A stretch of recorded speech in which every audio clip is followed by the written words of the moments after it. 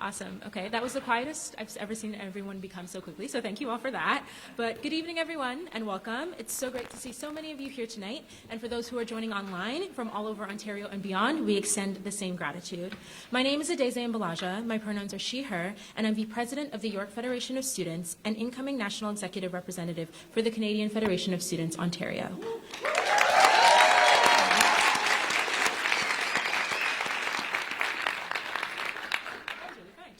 On behalf of our 50,000 members, I am pleased to welcome you to our campus this evening. I am also pleased to be facilitating this evening's event along with my co-chair, Ahmed Gaid. Welcome to York, Ahmed. Thank you very much.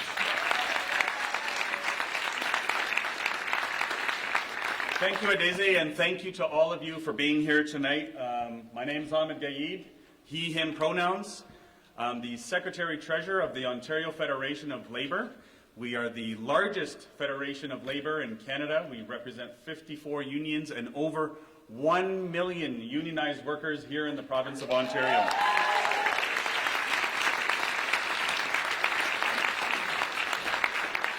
On behalf of our President, Patty Coates, and our Executive Vice President, Janice Folk-Dawson, we want to welcome you all here today. We're excited to have you, and we're excited to get this program started. Let's do it.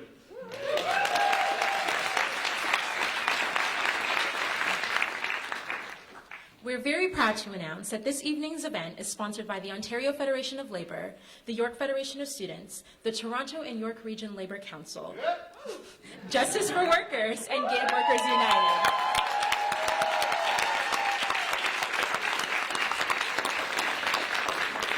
And we are so excited to have with us tonight, for the first time in Toronto, the world-renowned organizer and activist, Chris Malls.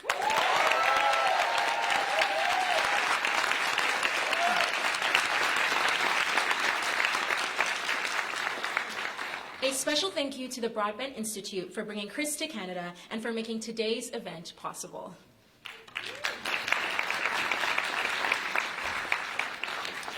We want to begin this gathering by acknowledging that the land on which we live and meet today, York University, is located in the area known as Tkaronto and has been taken care of by the Anishinaabeg Nation, the Haudenosaunee Confederacy, the Huron-Wendat, and the Métis Nation.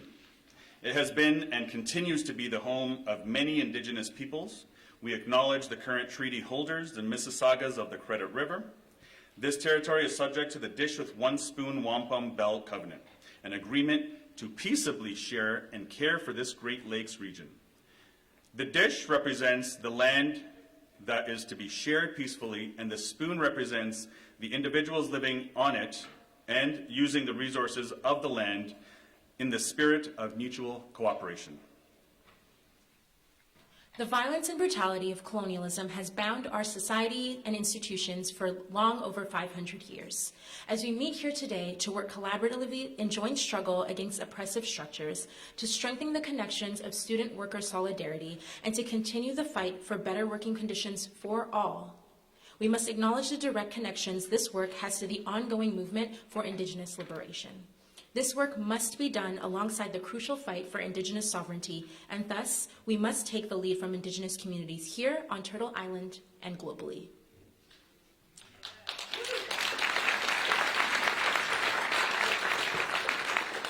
We encourage fellow settlers to have a more meaningful and constant dialogue within their respective communities and with our Indigenous neighbours to better understand the impacts of ongoing injustices and how to participate in a future where no one is left behind.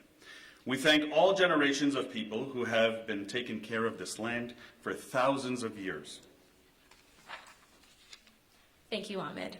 In order to ensure that we maintain a safer space, since we recognize that no space can truly be safe for everyone, the York Federation of Students remains committed to fighting for equity and justice in all of our spaces and our events. It is our collective responsibility to create an inclusive and anti-oppressive space for discussion and dialogue. We will not tolerate any hateful rhetoric rooted in, but not limited to, Islamophobia, anti-Semitism, racism, classism, sexism, ableism, homophobia, transphobia, or otherwise. There are zero exceptions. It is essential that we navigate these spaces and conversations through an anti-oppressive lens and with a genuine commitment to work alongside one another in good faith. We have secured ASL interpreting services, but while no one has requested it, we will have our interpreters here in case of anyone needing it. This meeting is a special occasion for many reasons. In addition to welcoming Chris to Toronto and to our campus, we welcome 2 members of provincial parliament, both of whom are real allies to students and workers and in our shared fight for social justice. Dr. Jill Andrew, the ONDP MPP for Trinity St. Paul's and the official opposition critic for Women, Culture, and Heritage. Hello.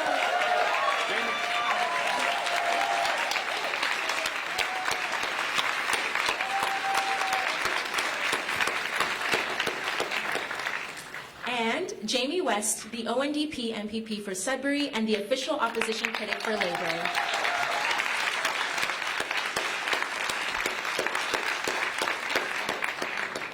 Dr. Jill and Jamie, we'd like to extend a warm welcome and wholeheartedly thank you for being here. Tonight is also special because we are here to launch the Enough is Enough campaign in Toronto and York region.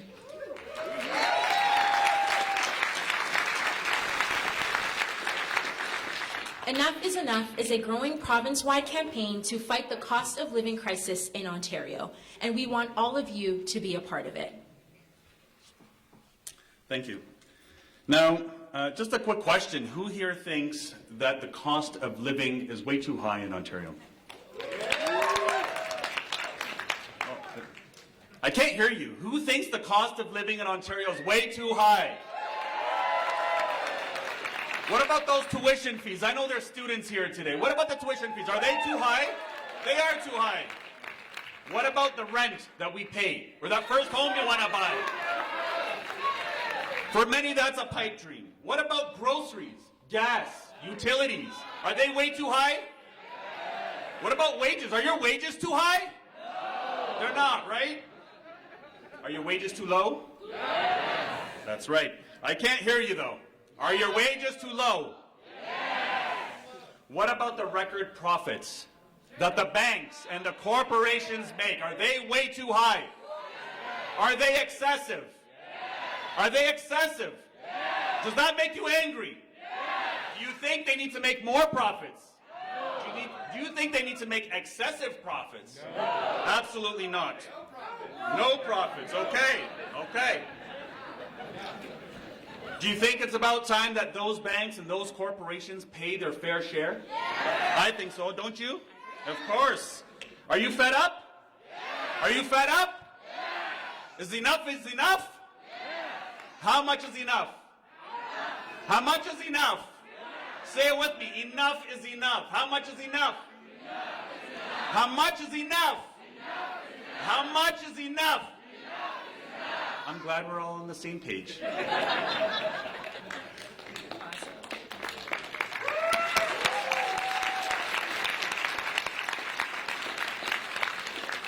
Thank you, Ahmed, and thank you to every single one of you. That energy was amazing and is exactly the energy we are going to need for the Enough is Enough campaign. I think we all know what this crisis is about. Students and workers are feeling it every single day. We work harder and much, much longer, but for less pay and fewer benefits, if any at all. Shame. Shame. It feels as if everything is getting worse. Meanwhile, the rich continue to get richer and profits are off the charts. We want to take a moment now to show you a short video about Enough is Enough, which explains why we need to fight back, what we're demanding, and how we're going to win. We're going to watch it now.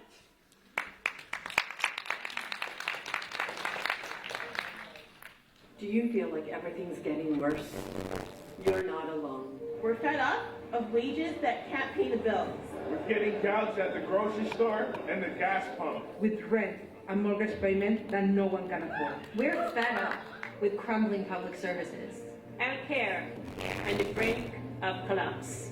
Always being told to tighten our belts, but the corporations and the banks make record profits. And while our government sits on massive surpluses, but does nothing except help their developer and donor buddies.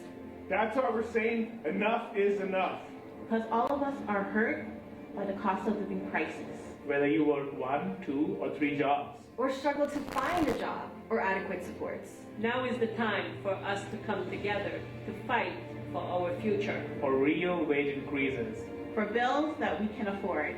For rent control and affordable housing. For public schools care. Public services that take care of all of us.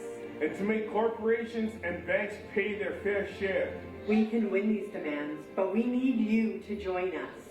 Share this video. Spread the word.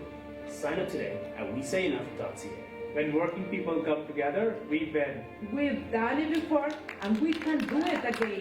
But we need to get organized, and we need to do it now. We're launching this campaign in every part of Ontario.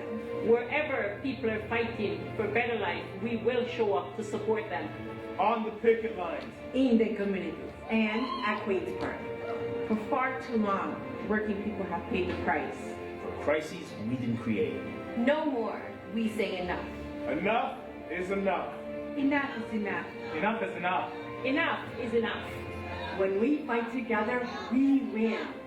Join us.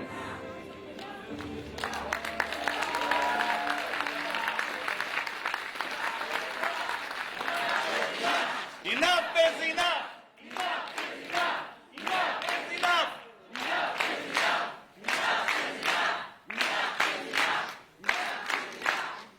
Thank you so much. As you can see, that video is just pumping us all up and getting us amped up for this campaign and for tonight's conversation. That was amazing.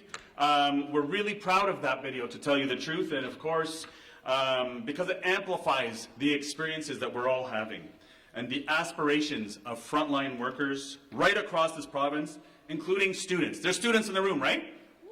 Make some noise. I want to give a quick shout out, obviously, to Ashley D'Souza, right over here. Yeah, I'm sure you've seen him in the video. And of course, I want to acknowledge that Ashley is the incoming president of the YFS. So please make some noise.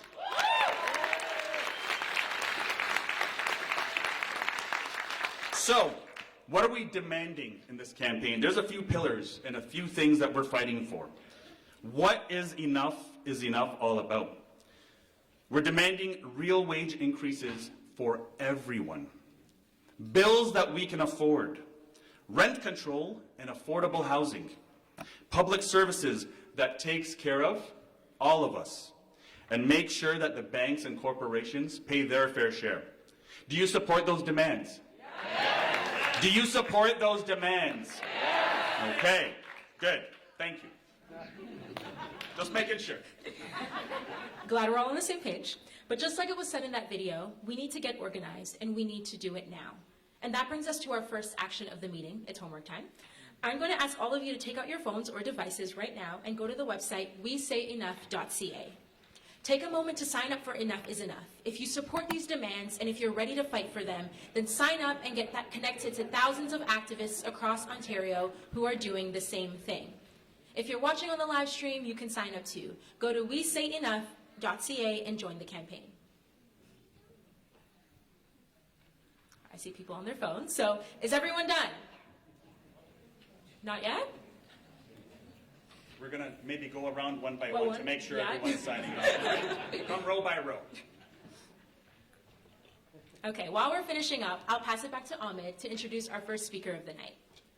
Thank you very much. And please make sure you sign up before you leave here today. And if you're still on it right now, please make sure you sign up. Our first speaker is another committed fighter for justice, for working people here in Ontario. Andrea Babington is the president of the Toronto and York Region Labour Council, representing over 220,000 members in Canada's largest urban centre. An immigrant to Canada in her youth, Andrea joined the labour movement when she began working in the hotel sector in downtown Toronto. She became one of the youngest chief stewards in her union's history at the age of 19. As a union organizer for many years, Andrea played a pivotal role in campaigns like Hotel Workers Rising, which raised the living standards of thousands of hospitality workers right across North America. Andrea has been on the Labour Council Executive Board since 2004 and is the first woman of color to sit as president.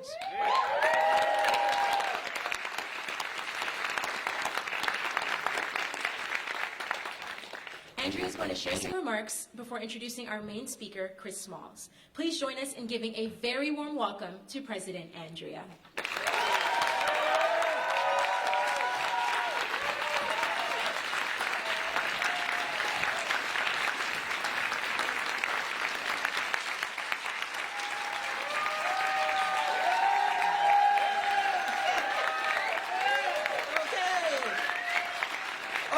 Can you hear me up there? All right. I hope you heard the direction, and I hope you heard what Comrade Ahmed just said. And you said it back to him. Enough is enough. But I also, before I say anything on my introduction, I also want to get you all piped up. By the time you walk outside there, all those snow should be melted. Because we are hot and we are mad inside here, right? Okay.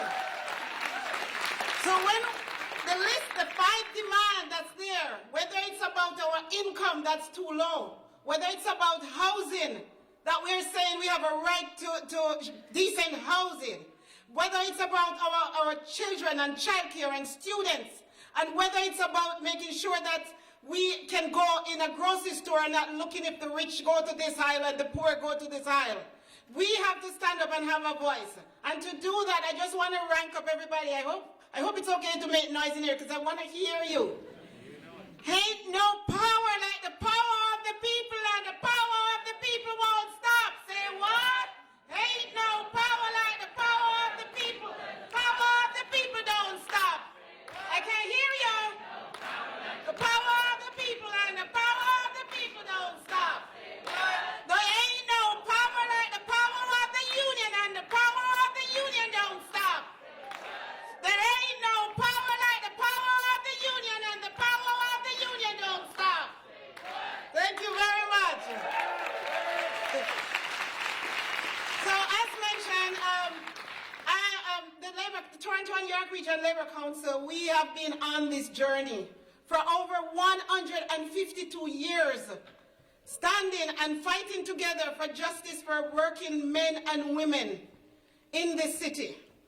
We're not just fighting for labor and for unionized members, but we fight for every single one of us, our families, our neighbors, to make sure that when it comes to justice and to make sure that we all are getting that our fair share of the pie.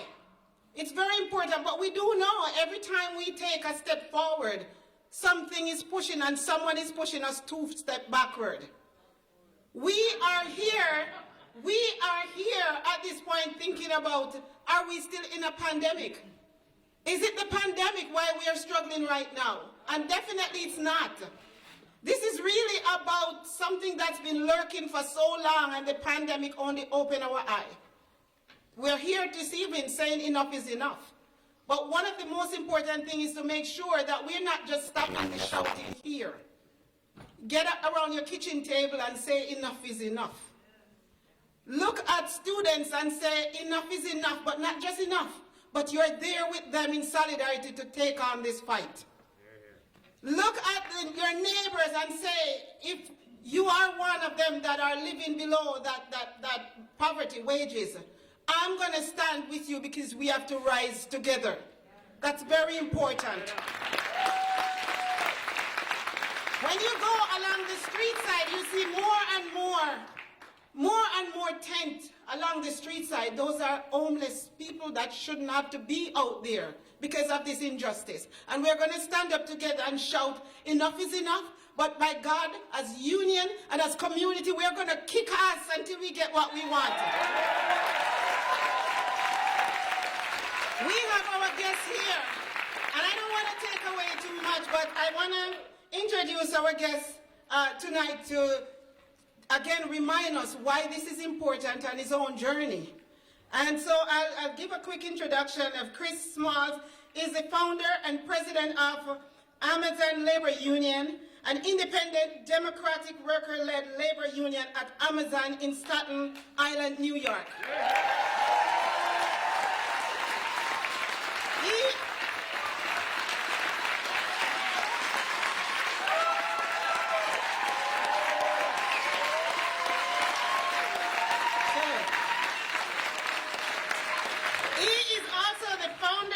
Congress of Essential Workers, a nationwide American collective of essential workers and allies fighting for better working conditions, better wages, and a better world. Chris was formerly an Amazon warehouse supervisor. He helped open 3 major warehouses in New York, New Jersey, and Connecticut during his 5 years in the company. But he was fired in 2020 after organizing a protest against the company's unsafe pandemic conditions. Both his firing and the unsafe condition have become the subject of an ongoing lawsuit by New York's Attorney General. Chris has been profiled by media outlets worldwide, including the New York Times, The Guardian, The Wall Street Journal, CBC Radio, and Jacobin. And I want all of you, ladies and gentlemen, comrades, please help me welcome Chris. Chris, we look forward to your remarks.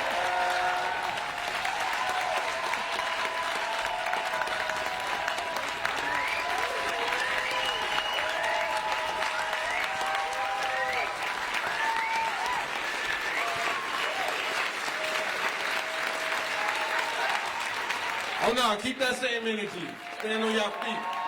Let's go. Yeah. Keep that energy up. We're used to being on our feet. Don't worry about it. We always working. Now, while you're on your feet, look to your left, look to your right, and say, I got your back. I got your back. I got your back. I got your back. Now you can have a seat.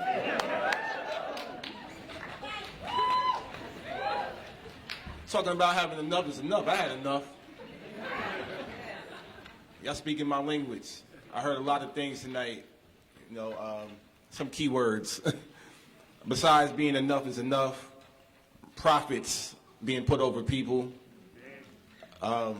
billionaires, we all know them too well, the boss, we know the boss, and we know our oppressors, we know who they are.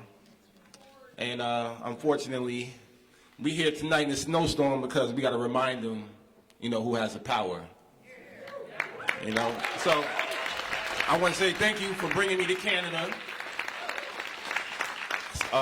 It's a long overdue trip, but they wasn't trying to let me out the country. They wasn't going to make it easy for me. We got your back. That's right. I know y'all do. So for those who don't know, I know there was a little bit of an introduction to me, but I want to give y'all more clarity on it back in 2020 during the pandemic, because that's where my journey really began. A lot of people think that I grew up in labor or I was an organizer beforehand. Being honest with you, I wasn't. 3 years ago, I was on my way to a Pop Smoke concert, rest in peace. I probably was, clubbing, living my life. Actually, me and my vice president, Derek Palmer, we were celebrating his birthday the week before the pandemic really hit our country. And living life, being a single father, raising kids, going to work at Amazon, working 50, 60 hours a week. Wasn't thinking about organizing no union, I tell you that 3 years ago. If you asked me, I was standing here now as the president of the Amazon Labor Union, I looked at you like you got 10 heads. What are you talking about? That being said, it took the pandemic to wake a lot of people up, not just myself. Unfortunately, but fortunately, Amazon tried to make an example out of me when they fired me. I led a protest on March 30th of 2020 over COVID-19 after Amazon told me, a manager, I'm going to say I'm a manager because I managed a lot of people they didn't know about. Basically, they told me not to tell the workers, entry-level workers, that people were coming to work positive. And this is before the vaccine. This is before the vaccine, before there was testing. People in New York was dying every 15 minutes. New York City was the epicenter of the world. JFK, my building, employs 8,300 members. We come from all 5 boroughs, including New Jersey. So the virus was in the building already. So I couldn't work for that company after they told me that. That day was my last day working for Amazon. I walked out of there that day as an employee, then the next day I came back as an organizer. So leading up to that, me and Derek Palmer, my vice president, at the time, we didn't know what we were doing. We just came back to organize and tell the truth. We weren't trying to form a union. We were just trying to tell the truth about COVID. So we sat in this cafeteria for 5 days straight, off the clock, organizing 40, 50 workers at a time, until the end of the week when management and Amazon decided to quarantine out of 8,000 people, just me. So when they did that, of course, I'm like, there's a purpose behind this, but, you know, if I, of course, could stay home and be quarantined for 2 weeks, but what about the workers that I spend 40, 50, 60 hours a week with? They're my extended family. I see them more than I see my kids. How can I stay home and continue to just act like the pandemic is not in existence? I couldn't do that. So we decided to protest and lead a walkout, which led to my firing 2 hours later. Don't worry, because the guy who called me after we won, he's fired. So I got my laugh back. Took a while, but I got mine. So yeah, I was fired, and then a week later, Jeff Bezos himself, who's making $13 billion a day, $9 million an hour, almost $5,000 a second, shame, decided to have a smear campaign on me, somebody making less than $50,000. They signed off on that, Jeff Bezos. Quoted from his general counsel, David Sapolsky, and called me not smart or articulate. Ironically, they also said to make me the face of the whole unionizing efforts. So I said, that's a good idea. And I'm not going to get into all the details because we have this discussion to get into, but I just want to let you know from that moment forward, that's when I protested in front of every Jeff Bezos mansion across the country that we could find, at least. Yeah, I did set up a guillotine in front of one of his mansions.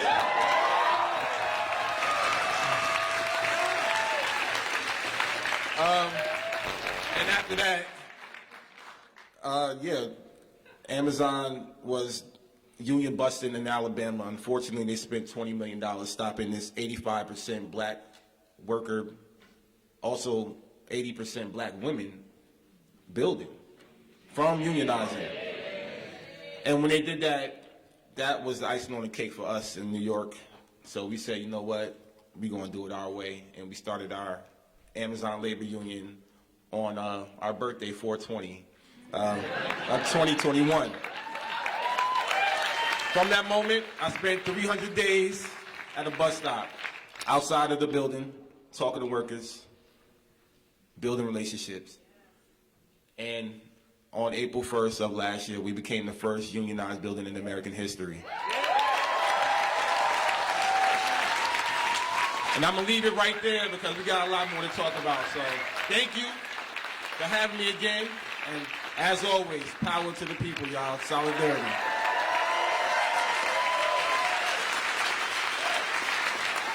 Thank you very much for that, Chris. We're going to sort of switch gears now, and move over to have a more conversational type of event and discussion about the amazing work that you've been doing and that you'll continue to do. So we'll just move on over here.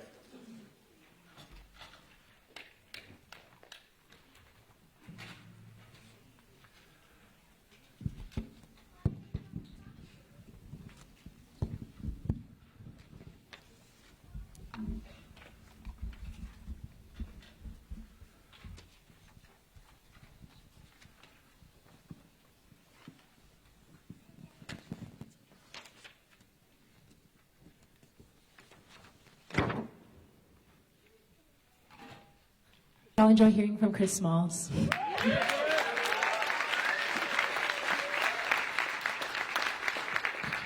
Same. So I'm going to start off with the first question, Chris. The story of how you and your coworkers organized and unionized your Amazon plant has inspired workers in the so-called United States, across the world, in so-called Canada, and right here in this room. Can you please take us back to what things were like at the plant when you first started? What about it, going further into what you discussed, about the plant that made you decide that unionizing was truly the way to go? Yeah, once again, you know, we weren't deciding to form a union, but we do know that there was some systemic issues with Amazon. Me being with the company for nearly 5 years, being a supervisor, 4.5 years, opening up 3 buildings. I applied to be a manager over 50 times in 5 years and was never interviewed, but only twice. I watched people get promoted over me with way less experience, mostly majority white. Upper management, about 70% of upper management is white. And I, unfortunately, like everybody else that get hired with Amazon, they go through a honeymoon phase. And I went through that. It just took a little longer. I probably would have went through it quicker if I wasn't promoted up as rapidly as I was in my first year. But for a lot of entry-level workers, they don't get to last that long.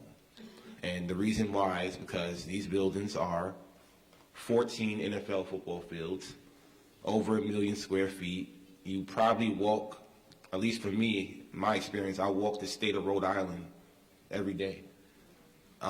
You work 10 to 12 hours. Your commute, if you live in New York, if you're lucky, maybe 2 hours, 2.5 hours each way. And a lot of people have a second job. I was one of them. I had a second job, even after working 60 hours a week at Amazon. And that's the story of most Amazon workers, because we do not make enough money. And the injury rate is really high. Injuries every day. I've seen ambulances, especially during our campaign, multiple times a day, 3-4 times a day, picking up people. And you wouldn't know because these buildings are so massive. People are divided, and when you're on station, it's solitary confinement.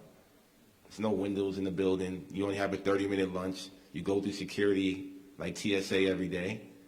And if, I used to tell my new hires, you got a gym membership, you might want to cancel it. Because you're doing 10 to 12 hours of calisthenics. I was being honest, you know, and they respected that because I wasn't sugarcoating nothing. You work there, you have to rinse and repeat, and you have to follow a routine or you're just not going to make it. Appreciate that, Chris. Hot mic. There we go. Appreciate that. You know, some of what you just shared with us is shocking, but some of it is something that, unfortunately, even here in Ontario, we're used to because there's bad employers everywhere, right? So, I think it goes without saying that you're a personal hero to so many folks. Look how many folks are here tonight. Yeah, make some noise. You know, you're a personal hero to me and to so many other racialized and young people. You have a good-sized following online. So, you know, we want to know, you know, where do you get your strength from? Who inspired you to take the risks that you took throughout, you know, your struggle? You know, who are the folks that were your allies? Who marched side by side with you? Who had your back? You opened up with, you know, I got your back. Who had your back? The people, absolutely the people. I wouldn't have made it without the support of the people, especially in the beginning of the pandemic. I lost everything in one day. My life changed in one day. In 24 hours from me fabricating a walkout to get the media attention that we deserved, because we weren't going to get it any other way. The people that had my back was, you know, it's funny to say, I was actually their supervisor. And Derek Palmer, who is now the vice president of the ALU, he was one of them. He was one of my best workers, even working there. I was his boss for about a year. And along with him, Gerald Bryson, who was also fired 2 weeks after the first initial walkout. I was his supervisor as well. Jordan Flowers is another one that's been there from day one, and still to this day, all three of them, are still with us. still fighting day in and day out. Derek is now a 7-year Amazon employee, which is unheard of to work in the warehouse for that long at Amazon. But the attention that we drawn from our organizing is what protects him from going in there every day. His target is still on his back, and we have to have his back on the outside and vice versa. And when you're talking about who did I, look up to, or I guess you say compare to as far as history, unfortunately, I didn't have the opportunity to. When we talk about the great organizers of the world, I had to learn quick, and I've been fortunate to be put in spaces where I meet a lot of them now. I met Dolores Huerta. I met Reverend Jesse Jackson. I've been on panels with Angela Davis. I got another one next week with her. I've been around a lot of Black Panthers. I've been around a lot of people that have dedicated their entire lives to the movement. And I've been blessed enough to pick their brains and have deep conversations. But when you talk about 3 years ago, I had none of that. And we don't get taught the real education of labor in our country, the real history of labor. Because if you'd have told me I could be as cool, that's right, we don't. And I'm talking about all of us. We don't get taught that. And I always say this, if I had known I could be as cool as a rapper, as a union organizer, I'd have been doing this. But that also prepared me for being an organizer. I was an independent artist. I had to organize my own shows. This was before Instagram. I'm in my 30s. I'm 34, but we didn't have Instagram. We didn't have TikTok. We didn't have social media growing up, especially when I was rapping back in 2010. I'm really showing my age, but in 2010, when I was really trying to rap and make it in the industry, I was flyering college campuses. Facebook was like the only way, MySpace for some people that used that. And I'm a people's person, so this is who I am as a person my whole entire life. And I've always been a little bit different, as you can tell. So I just was being myself, really. And, when Amazon fired me, they just didn't know who I was. They didn't realize that the 3 buildings I opened up, I literally, when I mean open up, I wasn't one of those workers that didn't know, not just my job, I knew everybody's job. And I knew the boss's job, so they couldn't tell me shit. Because I didn't want to hear shit. I don't like listening to people, so I'm sorry. Sometimes I'm a little stubborn. And when I was working, I want to know the ins and outs so I don't have to answer anybody. And that played in my favor because JFK, the actual manager, I trained him 4 years ago. So everything's full circle. When I got to that building, I'm like, oh, wow. I'm thinking I have an opportunity to move up, but I trained you your first day at work. But then I realized I was just a part of the machine. And they didn't want me on the same level as management. Could you imagine? I had the influence of, their building. I was the most popular person. What I dressed like, that's how I walk into Amazon every day. And people could tell you since 2015, this is who I was coming in. And they latched onto that because they loved the fact that I was good with people and I can get them to produce the numbers for them. When it's come time to talk to a group of Black and brown workers, who was they calling? They weren't calling the white managers. And Chris, can you go get them to go over there or go to another floor? So once again, it took me the pandemic to realize that this company needs to be held accountable. And if I don't do it, who else is going to do it?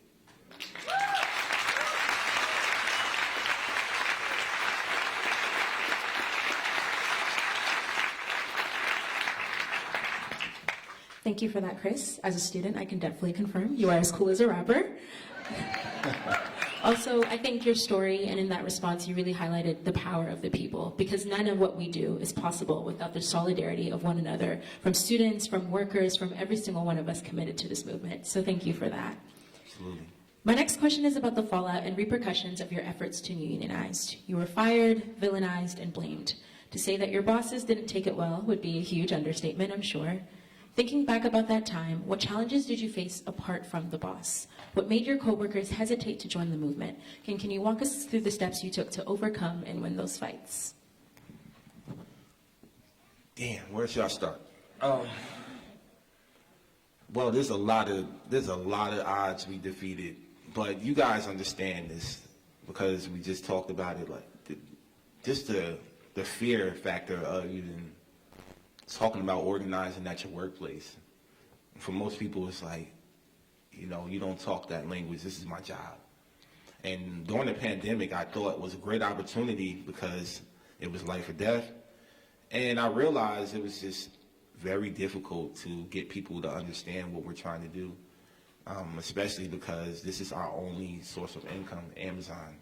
And it was mine too, you know, and I spoke to a brother who I thought would be, just because of our skin color alone, I'm saying, yo, man, let's go. And he looked at me and was like, I can't, I got kids. I'm like, damn, I got kids too. So it didn't matter. And I get it. You know, I understand because that was me. I didn't, you know, Amazon's been around for 29 years and there's been other union drives. I had no idea until I was fired. Even at my building. It's an active union drive that just never got off the ground. And it's because how divided we were.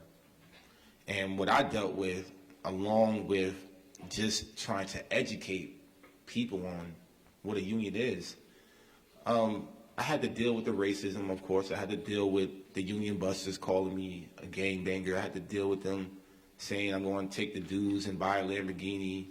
But they didn't know that I'm a BMW guy. Yeah, I'm about to say, when I started at Amazon, I had my first BMW. So I'm like, they're a little late. But they didn't know who I was. They just thought that, you know, they could say whatever.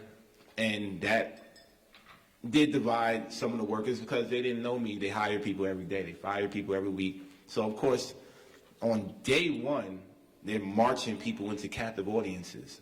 So one statistic that we had to overcome was they put our members in over 3,365 captive audiences in less than a year. So imagine walking in, being hired, and saying, here you go, union busting class.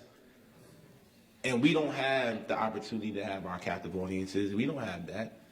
So me being at the bus stop every day, having barbecues, having bonfires, building a culture, building a community, a safe space. People look forward to seeing me outside of work. If I didn't set up on a bad day, they're like, yo, where was you? I'm like, damn, I don't work here no more. But that was the beauty of building relationship and earning trust. You got to meet workers where they at. And where they at is at work. They're not at home.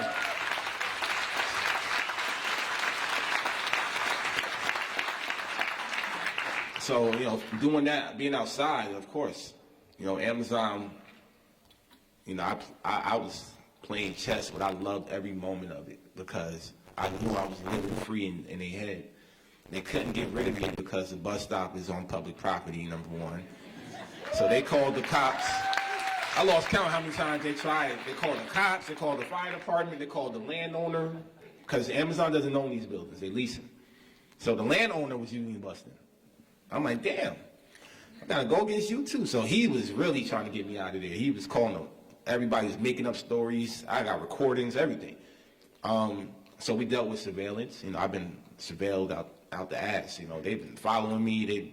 They had a camera above my tent. They was controlling the cameras. They had security come out, record us. They had people in cars, black trucks, all of that. We dealt with that. On top of myself being arrested, a few other workers who got arrested, worker organizers, we had to deal with that. Amazon spent millions of dollars. These union buses, some of them were making $19,000 a week, $10,000 a day, some of them. And oh, don't worry, we sent them packing. They ain't last long. But, and they were in the building. Let me tell you something about what union buses do. They just, besides they lie, they had this one, they play into the demographics. They see a large Muslim population, they go get a Muslim union bus. Hispanic, they go get a Hispanic. Black, they do that. They had some woman from British one time come over. She fucked up. She didn't know. Once she said, oh, you can lose your minimum wage, their workers was like, what are you talking about? So she was out of there. So we actually defeated Amazon by allowing Amazon to make their own mistakes because they don't know their workers the way we know ourselves.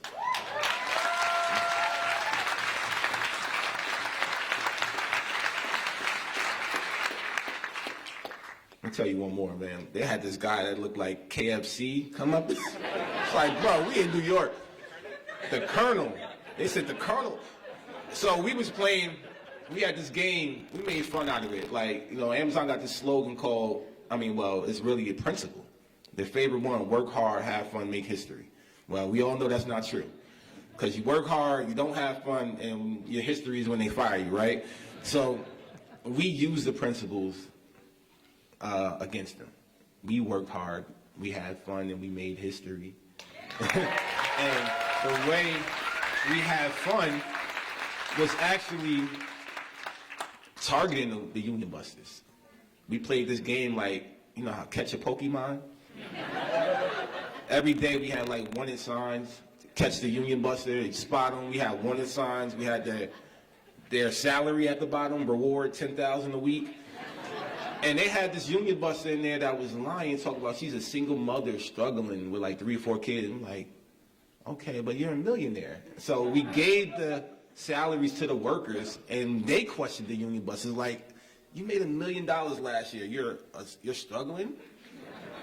You're up here, what? So we played chess, and we checkmate them.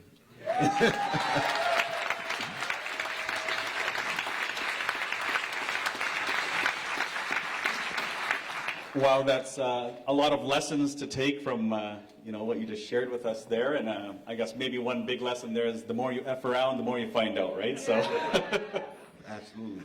Now, you touched on something in your answer there. You talked about the fear of organizing. All of us know that organizing and mobilizing is not easy at all. You know, moving people can be very challenging, very difficult, especially when there's fear involved.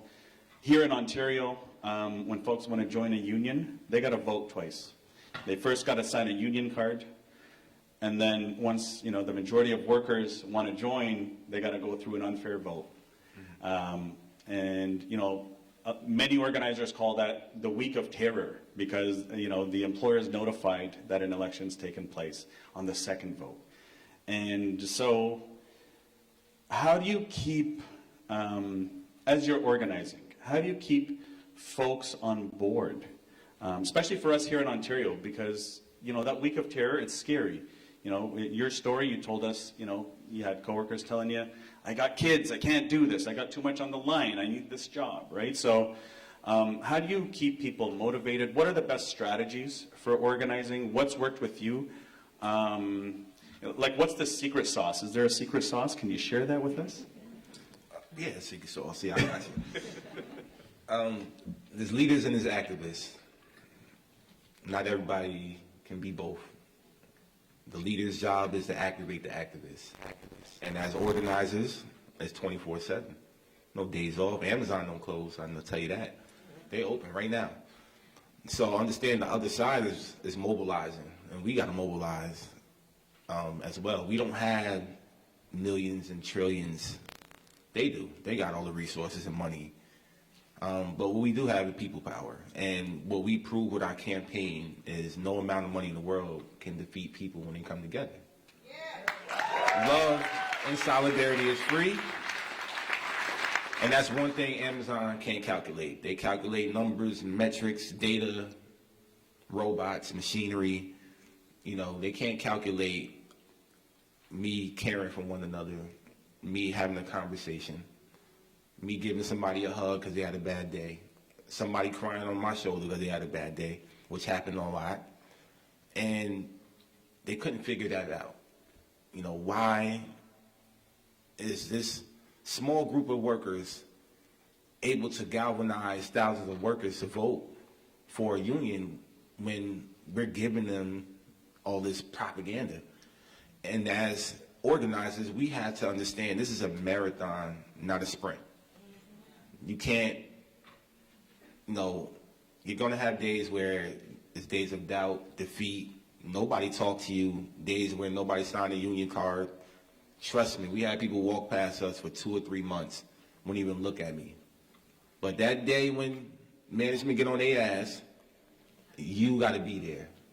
Because if you're not there, you lost already.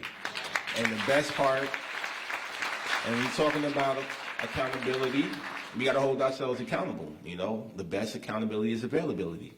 And as an organizer, once again, you're meeting the workers where they at. Me being at the bus stop for 300 plus days, winter snowstorms like this, 95, 100-degree weather, but they respected the fact that I was there.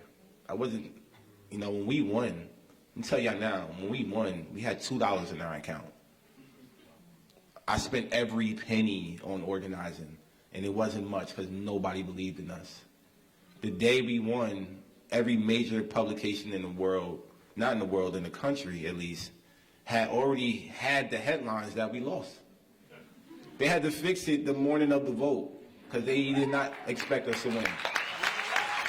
So the odds and people power is, you can't calculate that.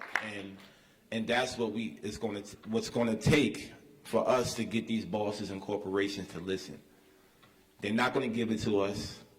They're going to give us breadcrumbs. We saw that in the pandemic. They're going to gaslight us. They're going to divide us because that's what they want. They want us to be divided. They don't want you to talk about your wages with your colleagues. Why is that? You know, because management is making 3 times the amount and they have, you know, 1,000 shares and you don't. So we got to understand our value. Jeff Bezos can go to space all he wants. When he come down, he gonna talk to us at this table. You know, and because we know that he's not going to be in a warehouse packing no box. That's us. So we have to realize that. And you know, when it comes to organizing, you can't leave the fight because you don't get along with somebody. Can't leave the fight because you don't have the same ideology or politics or whatever. If you follow my journey and you watch what I said at the Senate to Lindsey Graham, it's not a left or a right thing. I know y'all got 4 parties here, but regardless, it's the workers. Regardless of the fact, it's the workers. It's a worker thing. Keeping things work-related, building off of that commonality, that's how we defeat the boss. That's how we get what we want. It don't matter what you believe in, whether you watch Democracy Now! Or CNN. If you want higher wages and a better quality of life, I'm on the same page, and that's what we have to build off of.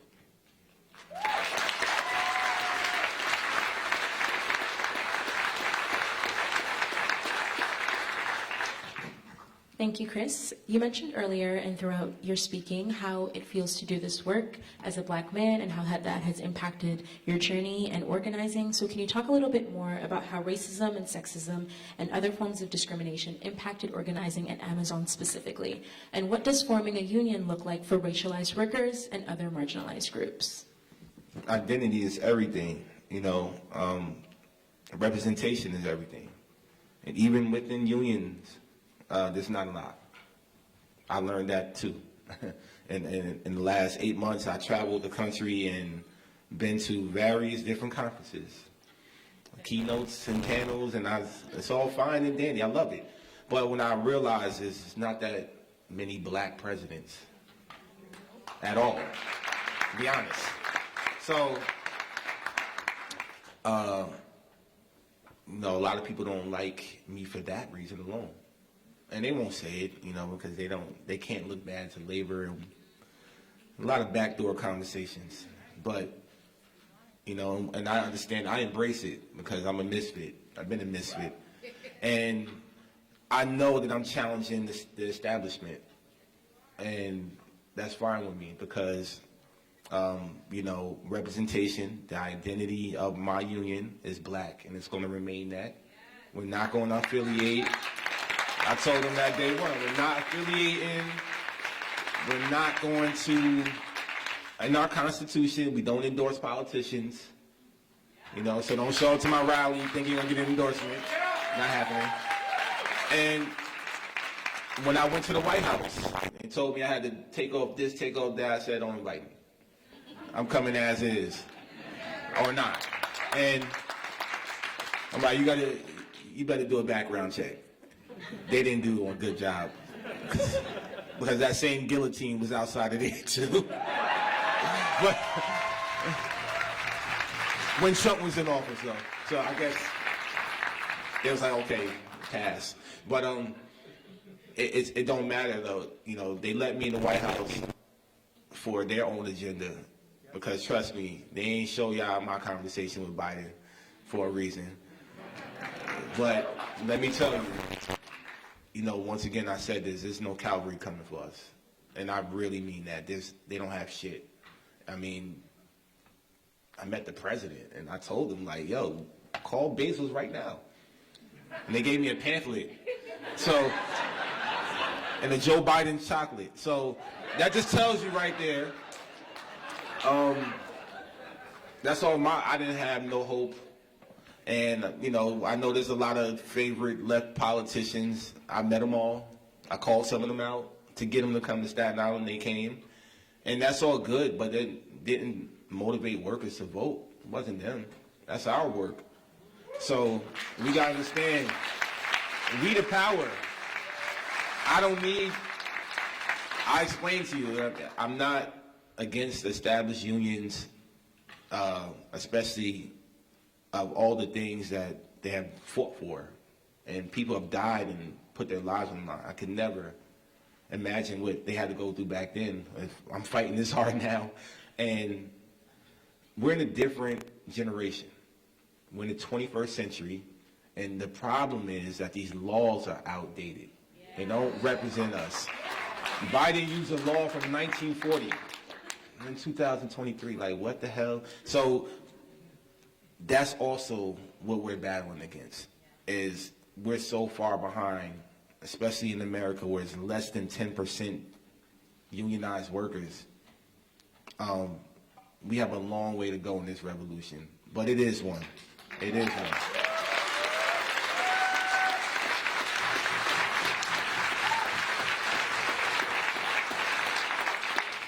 Thank you for that, Chris. Now, many of us have been following your intense work. All the organizing that's been taking place. You're organizing Amazon is something that many of us are familiar with.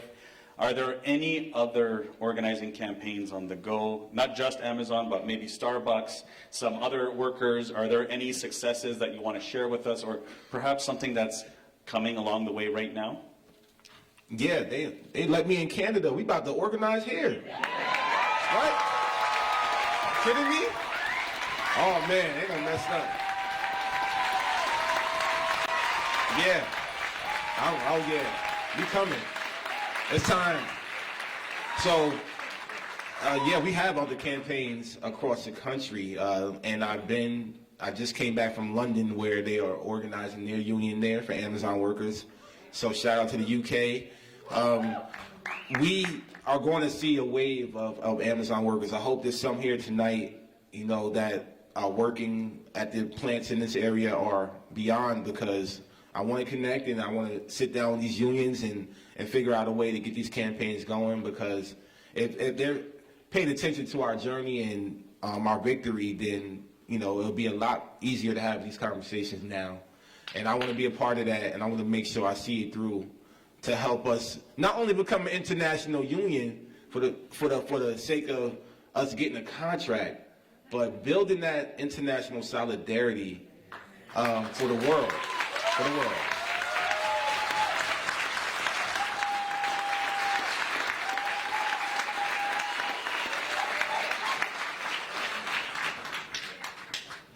So our last question, before we open it up to you folks, is you mentioned earlier that this is a revolution, and we can see clearly based on your energy that it's true. So what's up next for Amazon workers in the so-called United States or around the world? Are there any plans for worker struggles on the horizon? Yeah, there's going to be something every day from here on out. This is a call to action. I'm going to tell y'all to be honest. I'm telling y'all the truth. That's what got me here, to be honest. And, you know, being an independent union in America is probably the hardest thing we could have ever done. Because you would think after winning, the established unions and worker collectives, organizations, mutual aids will pour money into us to help us. But unfortunately, they haven't. And I've been facing a lot of financial grief just by trying to pull money in.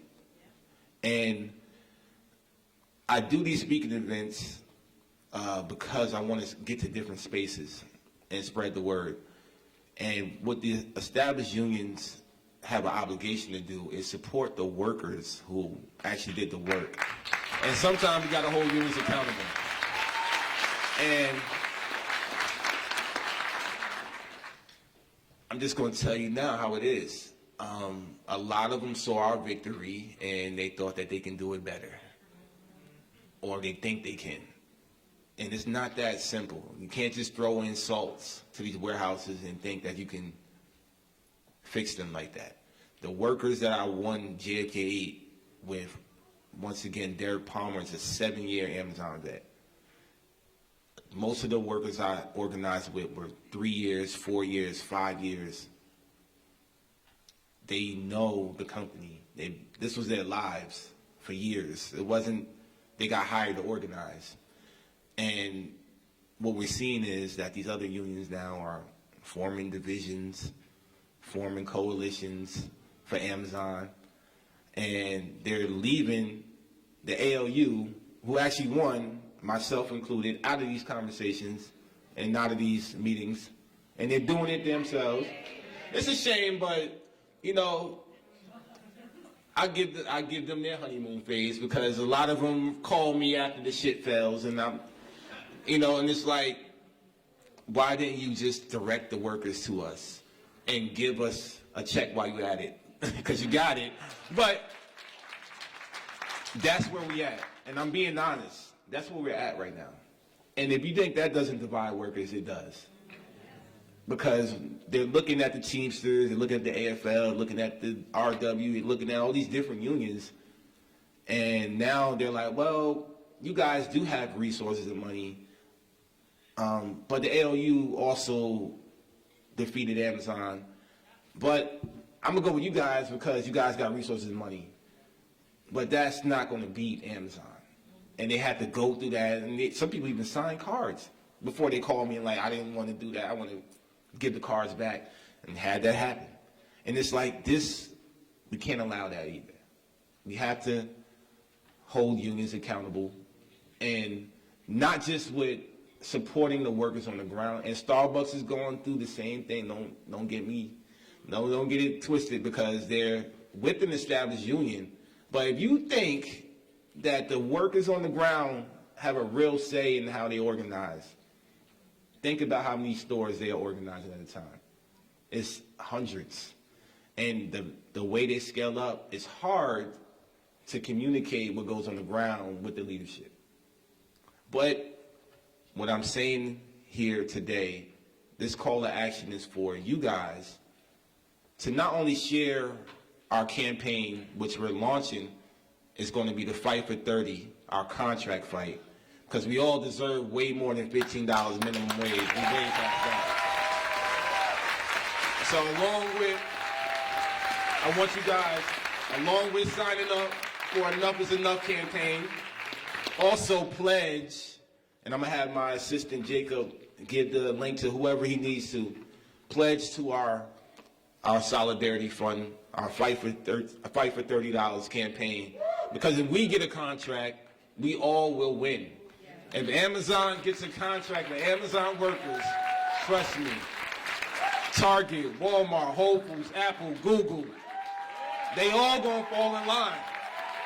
So we gotta understand, this fight is your fight, and enough is enough. And we gotta understand, putting workers in the driver's seat is the most ultimate power that we can absolutely have. Don't see it no other way. So please, send that out to your email list, your coworkers, colleagues. When I talk about this revolution, it does start with ourselves. Having these conversations at home with your loved ones, your neighbors, your family, friends. That's where the revolution really starts. And commit yourselves for the long haul. You're going to be in this fight for a long time. Because of 2-day shipping, I know people want things fast, but we talk about labor. Nothing happens fast, and nothing happens the way we want it to. We just got to know to show up. And step one, tonight, even in the snowstorm, y'all proven to me y'all showed up. So thank you all for doing that.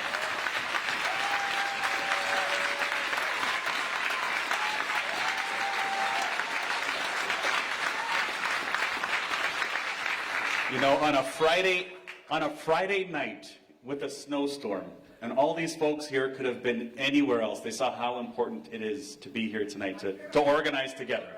That's right, because when we fight back, we win. When we fight back, we win. When we fight back, we win. When we fight back, we win. Every damn time.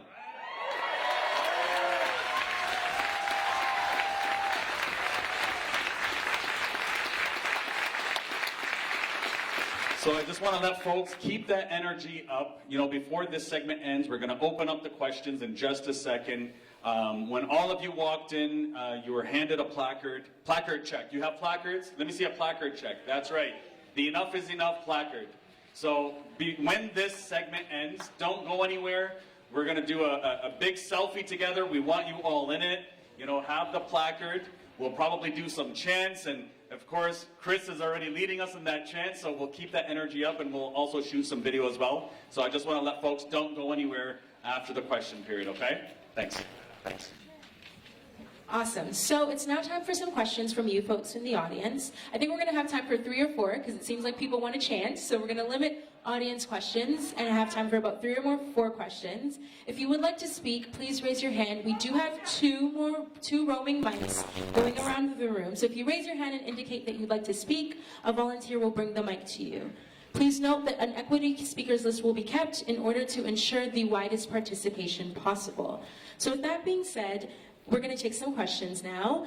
Arash from Gigs Workers United. I know folks from that organization wanted to speak, so if you could please raise your hand and you can start us off with the audience questions.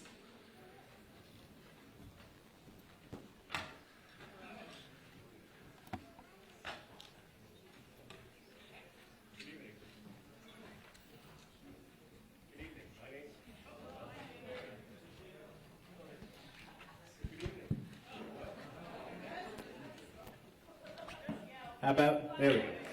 Good evening. Thank you for taking my question. My name is Arash Manacharian. I'm a member of United.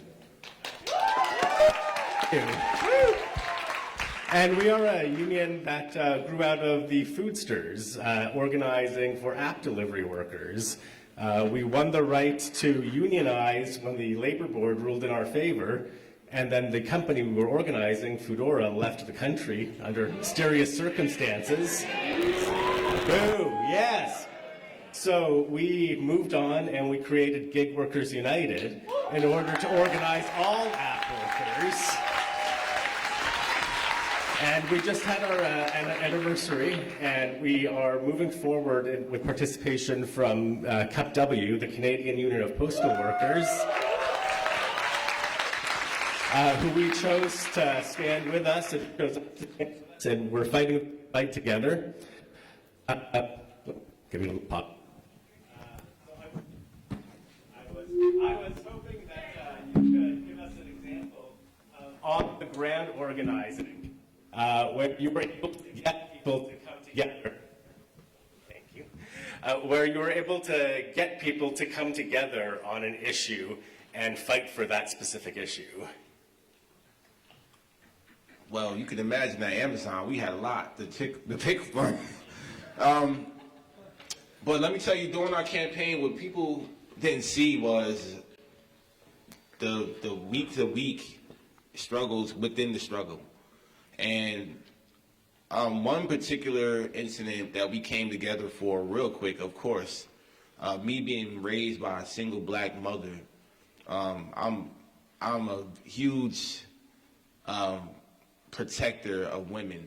Let me tell you, one of our organizers was dealing with sexual harassment. Amazon kept the dude on paid suspension for like 3 weeks.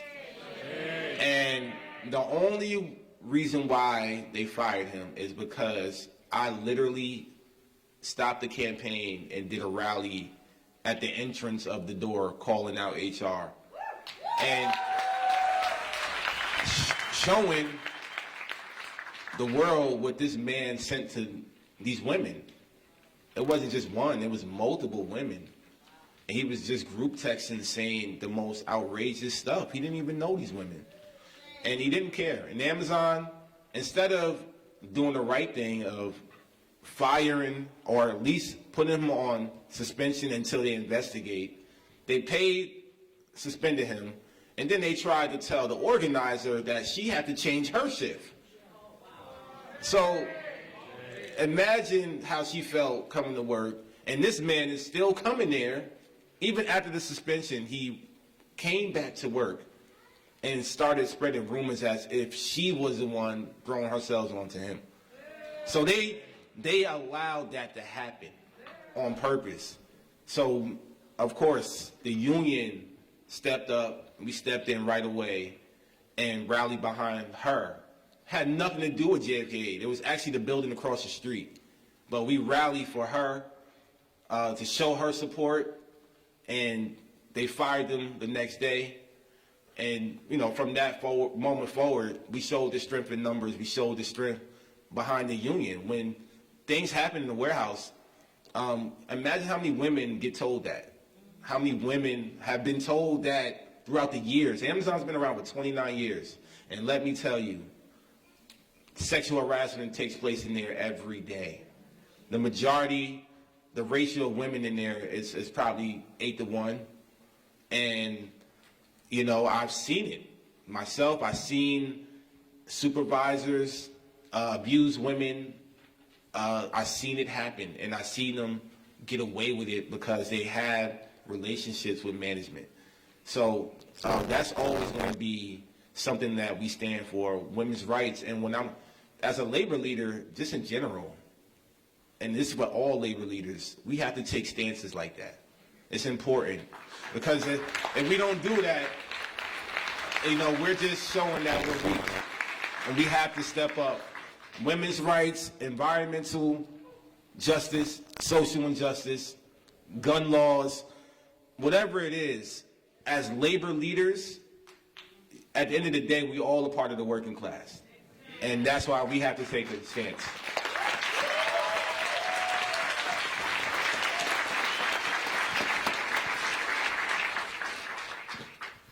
Awesome. Can we get hands up for folks for questions? We'll get you in the black. Yeah.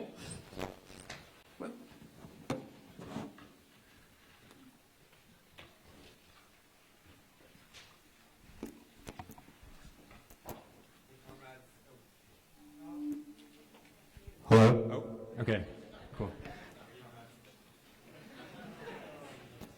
Now? Okay, good. Stay still? Okay. Hey, comrades, thank you all for coming out tonight. Thank you, Chris. So I have a quick question, and forgive me if this comes off a little incoherent, but some comrades, I'm a member of QP 3903, formerly a member of UAW. Formerly a member of UAW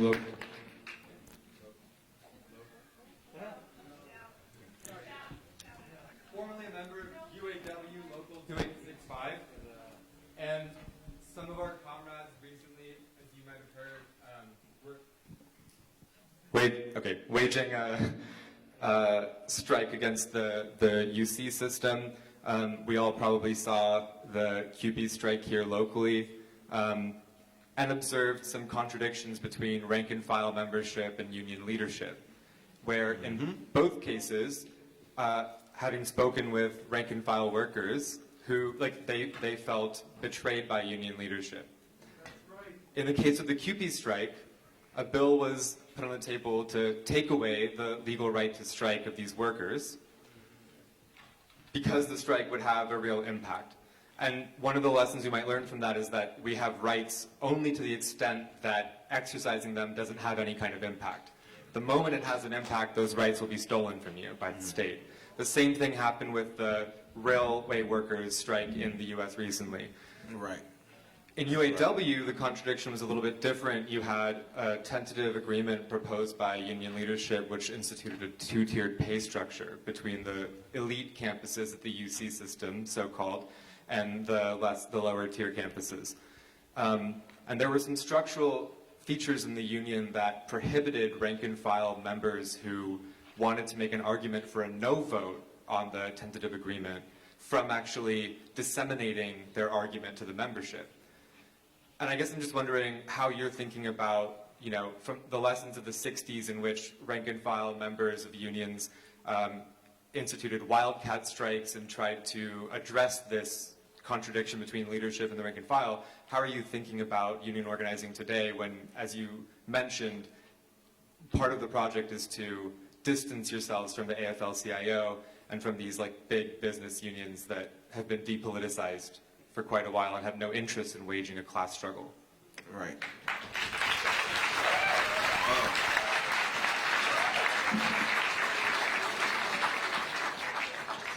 And you gonna give me all that on my first trip to Canada, huh? Ain't waste no damn time. You know what? I already said it. You gotta hold the union accountable too. There's nothing wrong with that. The union is yourselves, right? The union is as strong as you want it to be. That's what we have to tell ourselves. The union is as strong as we want it to be. And there's always a disconnect in some capacity, and that's fine, but we have to, withhold our labor anyway. Do the strike anyway. I said shit. I would have called it anyway. Yesterday I was in Ottawa at the Progressive Summit, and I forgot the local, forget me, I met so many people and they throw a lot at me, as you can imagine, but I remember the woman told me that she's a part of a union for food banks. She has about 600 workers. Same thing. The union's not listening and the company's not listening. She has 600 people, and I told her, I said, what do you do? She said, we feed everybody. I said, oh shit, strike. I was called the strike yesterday. Oh, they're gonna be starving. But they're gonna fine her, what was it, $1 million a day? I said, so? So what? You know why? Because guess what? A successful strike, you ain't gotta worry about it.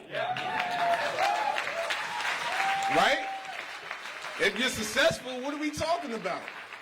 And what I mean by holding it, you're gonna put the union in a tough position. Yeah. Because, what, they're gonna cross the picket line? Go on fucking strike. That shit. Because you have to. You gotta remind everybody who has the power. And it's that simple. Go on strike anyway. What are y'all agreeing to? They're gonna give y'all breadcrumbs, they're gonna make an agreement, y'all ain't getting nothing in a few months or whatever. And then y'all gonna wanna be right back at the table. What Biden did was just, I tweeted it. I told them to go on strike. Follow my Twitter. I told them the same thing. So they know not to fuck with me. Because they know if I had the power to close my warehouse down, I would have been did that shit. Why do you think they ain't give me no money yet? Give me 1 million and see what I do. Oh my God. So it's up to us, really. I get it. They're going to, the legal part, I get it. I don't understand all the laws of Canada yet and the provinces, and y'all got some other shit. You got 4 priorities. But let me learn a little bit and figure out how I can really assist. But I'm telling you now, I told her yesterday, she was nervous. She's like, I'm like, call a strike. What are you going to do? You feed them. You feed them. You feed their families. What? They don't eat. Food bank workers? 600 of y'all? I got 8,000. I would have called the strike yesterday. Do it. You know, that the union crossed the picket line. Call the union. You're going to cross the workers now? So they have to understand, even the union, that we run this shit. And, you know, that's just it. The bottom line, I will call it anyway. Bring them back to the table. The time is now. What are you waiting for? Really?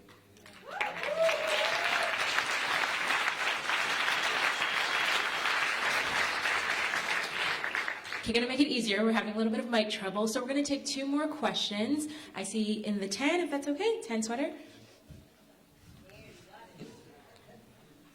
You're going to do it, right? Look, she's like, hell yeah. Thank you. Thank you. Hi, my name is Lubaba. I am an organizer for all over Toronto. I grew up in Scarborough, which is our east end suburban area. Scarborough. Thank you. I love my east end representation. I currently live in the west end of downtown Toronto, so very much in a different world from where I was. And now I'm working in Mississauga, Brampton, another like hour commute away. And so I've been lucky enough to be able to see the different progressive politics in the different areas and how, and like sort of assess how to figure out this whole concept of unity and really bringing us together as a collective, right? We need to be able to say, I got your back. And one of the things you had mentioned was that they're bringing in these union busters that are, you know, us. They're bringing in a, you know, Bengali Muslim union buster to break down my community, you know, and it's working. It's working. We eat that shit up, right? We see a politician come to our mosque, we eat that shit up. We're like, absolutely, I'll vote for you, even if you're going to tear down my community center to create 2, you know, 40-story luxury condos, whatever it is. And I'm wondering what advice you have in order to fight back against that, because they look like us, they speak our language, they know what's important to us, and they target that. And some of us aren't necessarily ready to, or don't have the capacity or the tools or the bandwidth to fight back against that. And a lot of us have trouble identifying it to begin with, right? So how do we come together and create that unity when it's us and our people that are dividing us? That's good.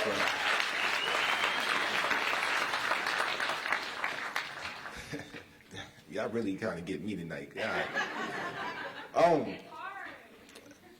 It's hard, but you know, that's what we signed up for. You know, it's a loaded question. I'm trying to break it down. So, when it comes to these politicians, this is why. Look, I'm sorry we went independent for several reasons, but we knew that, you know, these established unions, unfortunately, they endorsing politicians that don't represent the community and don't follow through on their campaign promises. I don't understand it. What do we get out of that? What do y'all union dudes get out of that? I don't know. I don't know. So once again, the union is you guys. I don't want my union dude going to no damn crooked ass politician. That's just me. So, and yes, there's good politicians. I met one, and I know I gotta play the fence, right? So there's good politicians, and they're good people because you know some of them got seen come up from the movement, and when they get to the system, though, they sell their souls right to the damn devil, right? Oh, it happens all the time. Don't worry. So we know that. So why y'all keep giving them? So is it hard? Is it really hard? Yeah, I mean, but you know the issue. Like, that's like the definition of insanity, right? You're doing the same thing knowing that it's fucked up. We got to stop. And that's what I mean by holding the union accountable. Why are you giving your union dues, endorsing these politicians that get in office and don't write a damn bill to do anything for workers? We don't do that. It's in our Constitution not to endorse politicians. I don't care how progressive you are, how much of a commie you are. I love you, but at the same time, we cannot put ourselves in that position because we got to keep it related to the boss and keep workers angry and agitated. And giving dues to politicians that don't write laws that do anything, that doesn't work. We've seen this for 40, 50, 60 years. When y'all talking about enough is enough, I think that's what y'all mean, right? Enough is enough. So sign up with enough is enough. That's one step. Stop endorsing these politicians until they give y'all something that's on paper in black and white, a bill, something. Like, we gotta understand, they want something for nothing. They come to your rallies, they give y'all great speeches for 3 minutes, y'all pay them whatever amount of dollars, and then they leave and you expect so much and nothing happens, and then they dodging y'all now. Now you gotta do a rally in front of their office, right? So, does it make any sense? No. We gotta stop. The unions have to stop doing that. It's not the voice of the rank and file members. It's not the voices of your communities. When you're talking about union busters, everything was right except for one thing. They don't come from your community. They look like you, they talk like you, they dress like you, but you can spot them out like a sore thumb. And I promise you, you ask them where the nearest chicken shack, they ain't gonna know. So just find that one conversation that make them look like, well, damn, who are you? In front of people, identify the leaders of who they are flipping. Because that's how you win. You got to identify leaders as organizers. And when you're identifying these people, you know the ones that have the most influence at your job. You know there's somebody that tells everybody what to do. Or if everybody leave, they hop on the bandwagon. You got to target them. You flip that person, you got 10 more. So, once again, don't endorse politicians until they do something for the workers in the community. Remind them too where they came from, because they forget where they came from, where they started. Oh yeah, I was a restaurant worker. Oh yeah, now you taking money from Amazon. What happened? So remind them where they came from and who they are. And if they forget, then we got to get them out of there.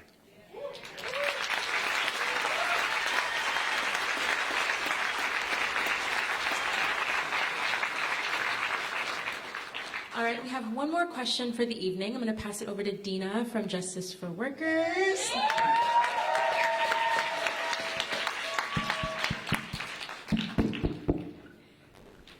Hi, Chris. Hey. You're amazing. I just wanted to ask a couple of things. So, one of the things you've been talking about is trying to start a union from scratch, which is brilliant, right? Because you're not burdened by the baggage of unions that have been around for years and have their own way of doing things. I would love, so 2 comments. I'd love to know what are the ways in which you're organizing the ALU, like the structures, the sort of ways in which you're involving the membership, that you're trying to go against the crap that we all have dealt with unions who have like become more like business unions. So how are you doing things differently within your own union? And how are you bringing workers together? Because it's been a year, right? And so I'm sure Amazon hasn't stopped its bullshit strategies to try and break you down. I'm sure they're relentless. So how are you dealing with that stuff? And then the other thing I'm just really interested in is that, you know, as an organizer, you know, one of the things we're always saying is that this stuff takes time, right? It means about building relationships, being there day in, day out, day in, day out. And I find that a lot of people want the easy recipe. They want the silver bullet. They want the magic formula that's going to make everything better and it's going to happen in 2 weeks or 2 months, and it doesn't ever happen that way, right? Like, this is, as you said, it's a long-term struggle. We're in it to win it for the long term, day in and day out. I wonder if you could speak to the 300 days you spent, and I'm sure the 300 days you spent after, and all the workers inside, like Derek, and all the people that are doing the work day in, day out, like the kinds of conversations and the relationships that you have to build to keep the unity, to keep the solidarity, to keep the faith, to keep the confidence, to keep the power. Because I think that what happens in many of the things that I see is that either the union comes in and then boom, it's gone, and that lovely organizing excitement that happens once you try and bring in a union is dissipated. Or secondly, people think that there can be like a quick campaign to kind of make things better, and then you move on to the next issue and the next issue. But it's not like that. It's about building that structure, that foundation, that confidence, and building a movement, right? Because that's what ultimately we're trying to do. And I think that what you've done is so inspiring, and I think I'd love to hear you talk a little bit more about that. Thank you very much. Absolutely.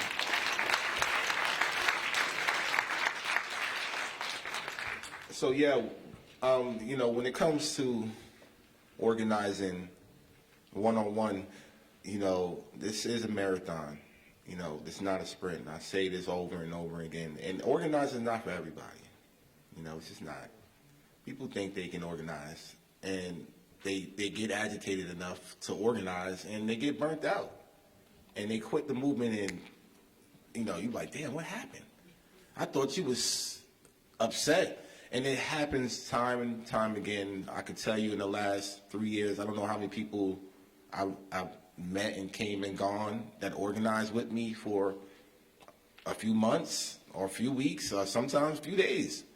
I had an organizer quit in one day. Couldn't even make it. One shift at Amazon, he quit. The next is not for me. So people get inspired, they get motivated, they want to sign up and fight, and that's what we want. We want them to join the fight. And then they realize that it is harder. It's not as easy.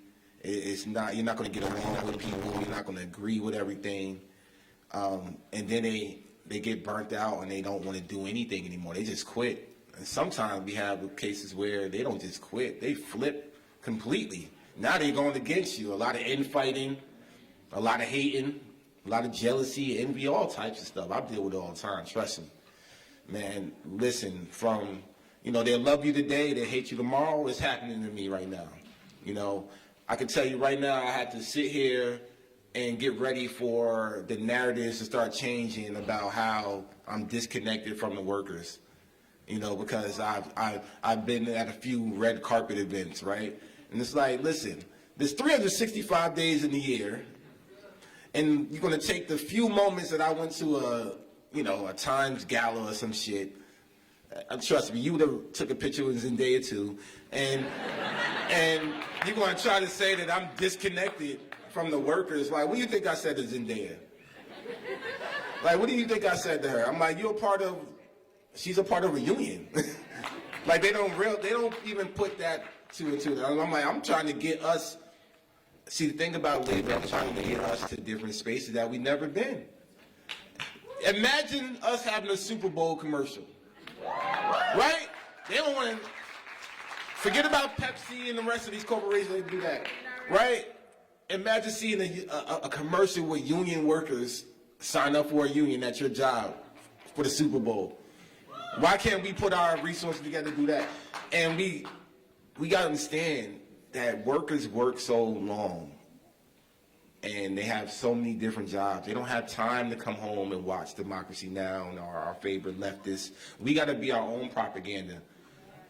That's just as simple. We got to use the tools that are given to us. And when it comes to our organizing, the reason why we stay independent, because not only is our identity protected, but our creativity is protected. We don't organize traditionally. You can look at me and tell me that my union do not organize the way other unions do. We put workers in the driver's seat. My executive board, not only are they women, secretary, my treasurer, my staff, my interns, they're all women, number one. Number two, women of color. Number three, I don't tell them no. Everything is democratic in our union. We vote on things, but literally I don't tell them no. They tell me, Chris, we want to do whatever tomorrow. I'm like, you know what? Let's go for it. Because who am I to say no to the workers who are ready? And I don't. And yes, we took a shot at 2 different buildings and lost, right? And people are like, what? The ALU is ruining the labor history. I'm like, are you serious? I'm like, this shit been fucked up. What are you talking about? Like, we're not ruining anything. We're putting workers in a position to vote for a union against a $1 trillion company. How can you say they lost? They didn't lose shit. They only lost if you give up. And they ain't giving up. They just started. They took a shot. It happened. But win or lose, the company don't recognize them anyway. So they didn't lose anything. We won. The company didn't recognize us. They lost. The company didn't recognize it. It don't make a difference. We organize to open up different doors. We organize to get to different spaces. And we organize because that's the only thing we can do. And the way we organizing traditionally has not been working for us. It just hasn't. 21st century, y'all, a lot of traditional unions, unfortunately, especially in the States, the way they organized was in secrecy, using salts, and then they want the majority of the building, 70, 80%, before they even file a petition. I work at Amazon where people get fired at 150% rate. I lose 200 to 300 members a week. My turnover rate is 3% a week. 50% of the people in my building get fired are black and brown in 1 year. You think I filed with the majority? I filed with 30%, the minimum. And we had to make up the difference, +1 to win. That don't come from sitting on our ass. That comes from talking at the bus stop, building relationships, earning the trust of these workers.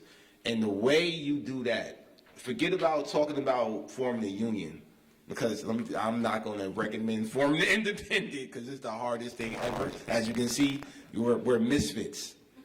We don't, we are misfits as independents. But we have the ultimate power, because nobody can tell us what to do. We do what we want, when we want, how we want.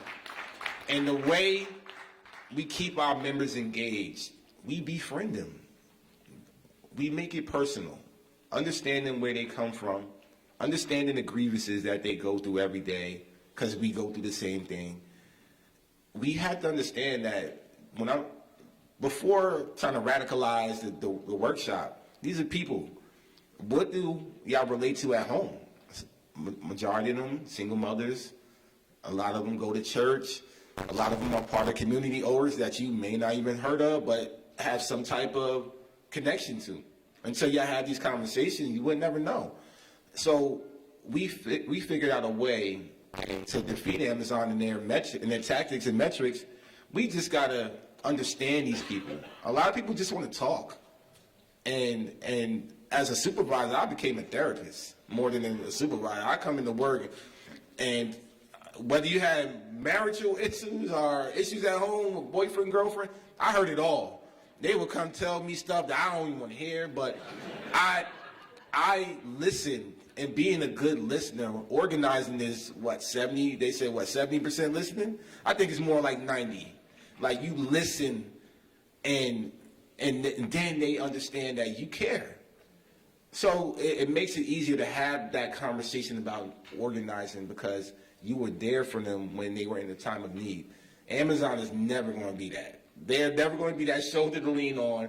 Amazon's going to say, you know what, take a leave of absence, and while you're on the leave of absence, we're going to send you an email saying you're terminated. So that's what we remind them, that Amazon is a computer, and your manager is somebody you don't see. Meanwhile, the organizers, you see us every day. You see us all the time. We're your friends, we're your loved ones, we're your neighbors. We got to befriend people first. before you talk about, Marxism. So don't go right for the jugular yet. Just try to understand who they are, personalize it. If you watch our TikToks, we made a culture that was so fun. And we had parties, we had bonfires. Organizing is so stressful. You have to make fun when you can. So trust me, I'm looking for the party right after this. I'm in Toronto because I know where the real conversations happen. They happen at the bars, they happen at the restaurants, it happen at community centers, it happens at church. We can't have them at work. So this is our captive audience right here. And now we have the call to action to share this knowledge and this call to action with the community.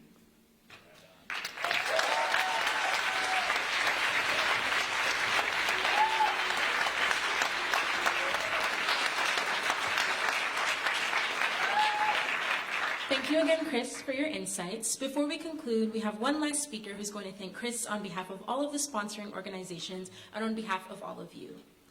Veronica Zaragoza is a fierce advocate for workers' rights and an organizer with the Workers' Action Center in Toronto.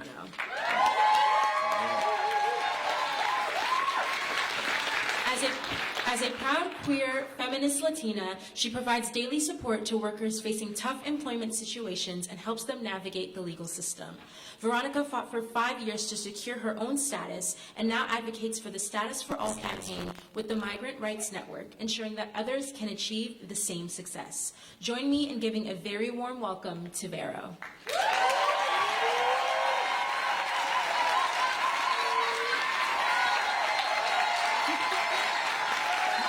Thank you. So thank you, Chris, for being here. It's our pleasure to hear all your experience and you coming to inspire us. Thank you so much. And welcome to Canada to come and help us to organize here in Toronto. Thank you so much. So listening to Chris, I want to tell you that the work of organizing workers obviously is not easy. It is a challenge every day because we fight not only against employers, but against an entire capitalist system. This is a system of modern slavery designed so that the workers are forced into worse conditions and where only a few benefit from profit and who believe they have all the power. I'm organized with workers, mainly workers working in jobs that are precarious. And when I say precarious, I mean really bad conditions. Being paid less than minimum wage, no overtime pay, no vacation pay, no public holidays, paying huge illegal fees just to work, living and working with harassment, facing discrimination for not being able to speak English, and facing a lot of racism.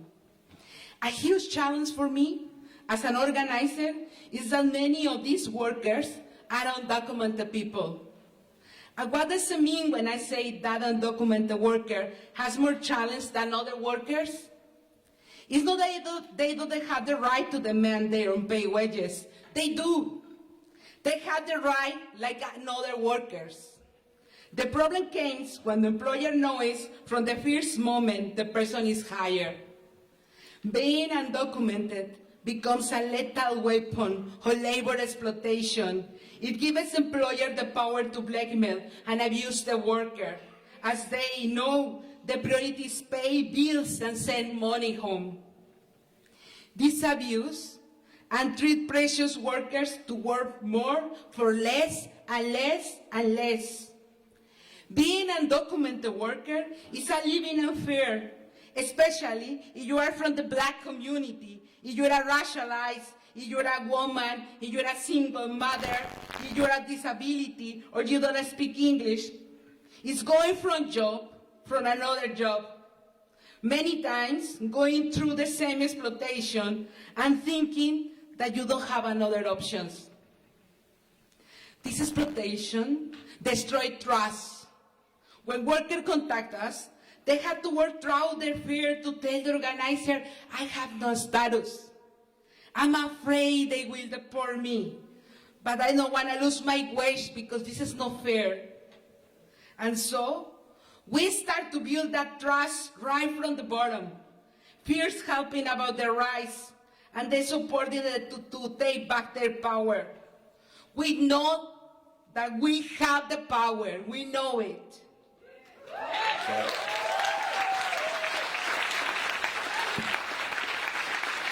They have the money, but we have the power, no matter our legal status.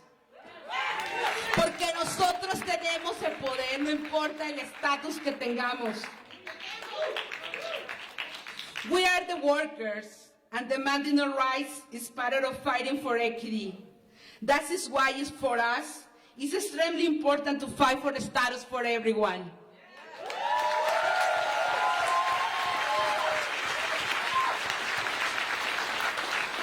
Day by day, as our organizers, we have to look for new strategies to fight against the bad bosses. How can we do it in a safe way? Or try new strategies, and then we try and try again. Many of the undocumented workers I work with don't even know their basic rights, much less about whether union exists or if they can be part of them. They are invisible workers, and even when they desperately need help, they are alone.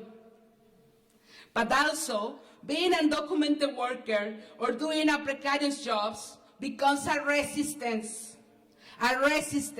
that becomes a fight, and a struggle in which we see how each person grows more and more convinces to fight for better jobs, the right to have the same rights as others, and that this doesn't depend whether you have status or not. We need to recognize that undocumented workers are part of this labor movement.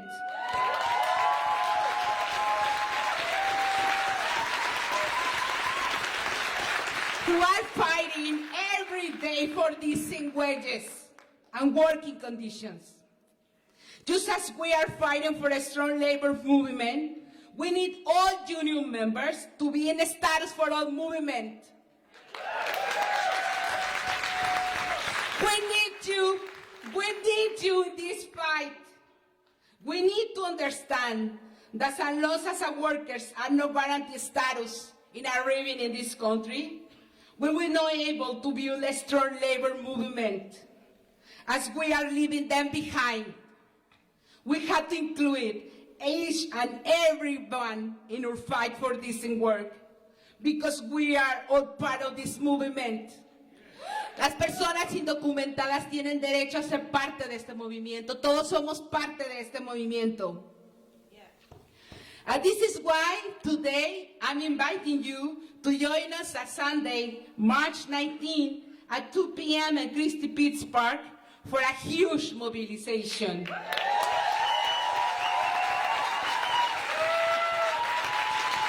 We are immigrant workers across Canada that are fighting for a status for all. Will you join us? Will you join us? Will you fight with us? Will you fight with us? A status for all. A status for all now. A status para todos ahora. Thank you.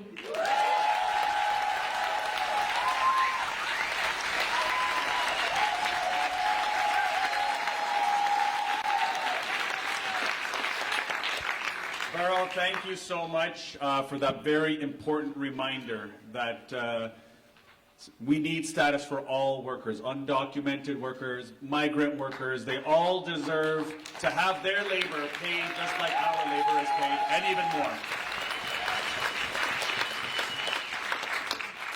So just before we conclude, we want to leave here, feeling more than just inspired. Inspiration is good. It's one thing.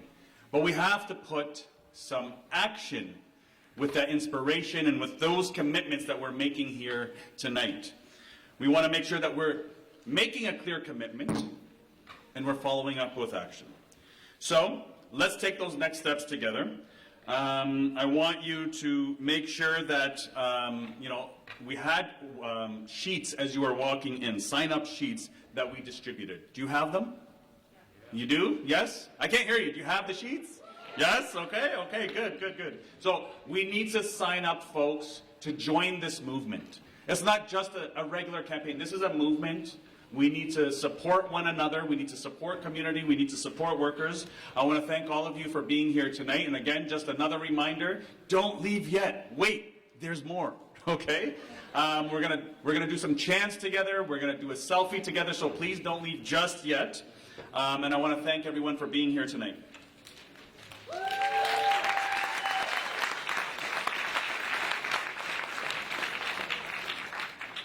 We are planning demonstrations in towns and cities all over Ontario. So will you join us on Saturday, June 3rd for the province-wide Enough is Enough Day of Action?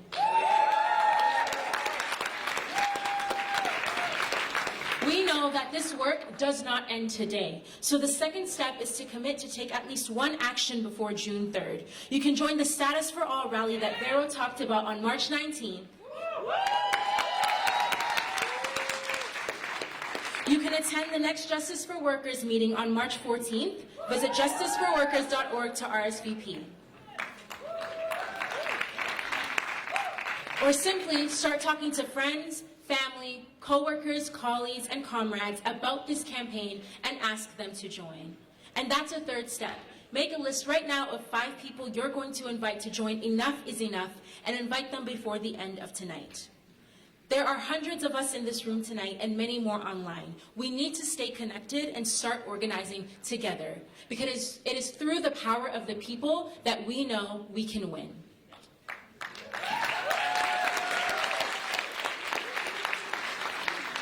Make sure you scan the QR code at the bottom of the worksheet and join the Enough is Enough Slack workspace. It's where hundreds of us are already organizing. Ahmed, over to you to conclude the evening, and we're going to take our selfie. Right. Well, I think that's a wrap. I want to thank everyone for coming out for an incredible evening. Were you pumped and inspired by tonight's conversation? Are you fired up? Ready to go? Fired up? Fired up? Fired up? So, you know, we want to make sure that this is an evening of solidarity, of learning from one another's struggles and taking that forward. We want to thank you, Chris, for joining us, coming all the way from the West to share some words with us and spend some time with us and tell us about the Amazon workers. We want to thank all of our guests and our speakers here tonight and all the organizers and volunteers that made this possible. And believe me, this is not easy to put together. So I want to thank all the volunteers, all the organizations. Special shout out to the OFL staff. Many of you are here in the room. I see you, Yolanda, James, I don't want to miss anyone, Mel, Maggie, there's a few more. I hope I didn't miss anyone. You're all here. Thank you so much. And make sure that we see you out on June 3rd. Will you be there June 3rd? Okay, I hope to be marching right next to you here in Toronto, but there's going to be things happening right across this province. So if you live somewhere else, make sure that you join your local action, wherever that might be. There's going to be so many organizing opportunities. Perhaps some of you in this room will organize an event even before June 3rd. Please invite us. I'll show up. Please do, okay? I want to march with you and you march with us. This is a movement. Okay, thank you very much. Get home safe, everyone. Good night. And don't go anywhere. We're going to do some chants, and let's take a selfie together, okay? Enough is enough. Enough is enough. Enough is enough. Enough is enough. Enough is enough. How much is enough? How much is enough? How much is enough? Thank you very much. Let's take a selfie together, folks. Clappers. Raise your clappers, please. Chris, why don't you join us?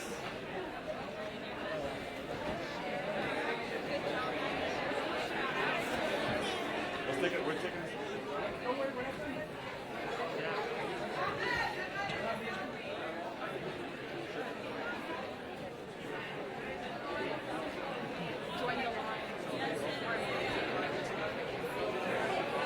Can you please hold your placards up before you leave? Everyone hold up your placards, or if you have a different sign, I see enough is enough, I see status for all, justice for workers. What else do you have?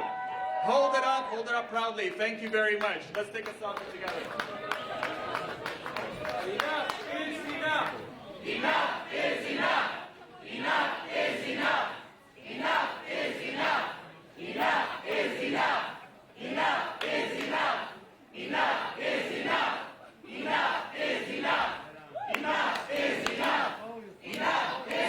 Make some noise!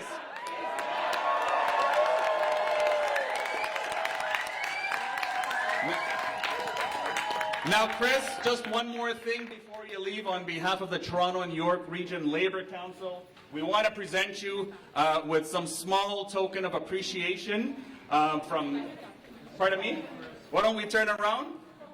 Just want to present you with a small token of our appreciation. And thank you very much for joining us and coming all the way from the States to share some time. Thank you.